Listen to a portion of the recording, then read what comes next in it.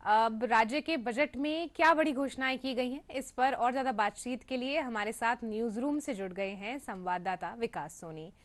जी विकास, विकसित राजस्थान के लक्ष्य के लिए तैयार किया गया ये बजट, इसमें क्या कुछ खास है गांव, महिलाओं और युवाओं के लिए भी? जी विकास।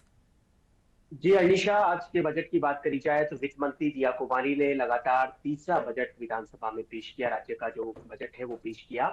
और जो बजट के ऊपर बात करी जाए तो वित्त मंत्री दिया कुमारी ने सबसे शुरुआत में चार पंक्तियां बोली, चार पंक्तियों की शायरी बोली। मुझे लगता है कि वो चार पंक्तियों में सब कुछ समावेशन हो गया कि आज का बजट किस तरीके से होगा।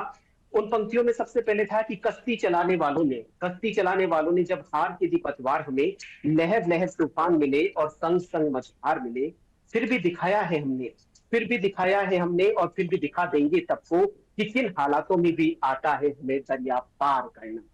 ये वो पंक्तियां हैं जिसमें दिखा दिया कि पूर्ववर्ती जो कांग्रेस सरकार थी, उसके बाद में जो भारतीय जनता पार्टी की सरकार बनी, तो किन किन चुनौतियों का वो सामना करते हुए आए और किन किन चुनौतियों का सामना कर रहे हैं और आगामी कौन कौन सी चुनौतियां रहेगी।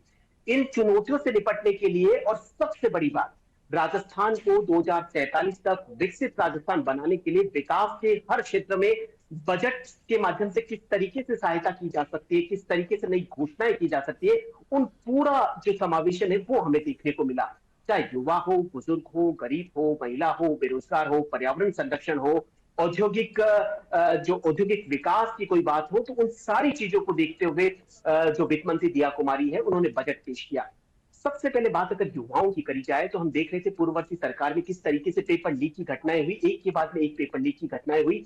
तो उनको देखते हुए राजस्थान सरकार ने बहुत बड़ा कदम उठाया युवाओं के लिए, क्योंकि युवा किसी भी देश की हो, राज्य की हो, रीढ़ की हड्डी होते हैं। जिस तरीके से सेंटर में हमने देखा कि नेशनल टेस्टिंग एजेंसी रहती है, उसी तरीके से सबसे बड़ा कदम है कि राजस्थान में भी एक टेस्टिंग एजेंसी बनाई जाएगी, जिसका काम होगा कि जो भर्ती प्रक्रियाएं हैं उनको पूरे तरीके से पारदर्शी तरीके से करना।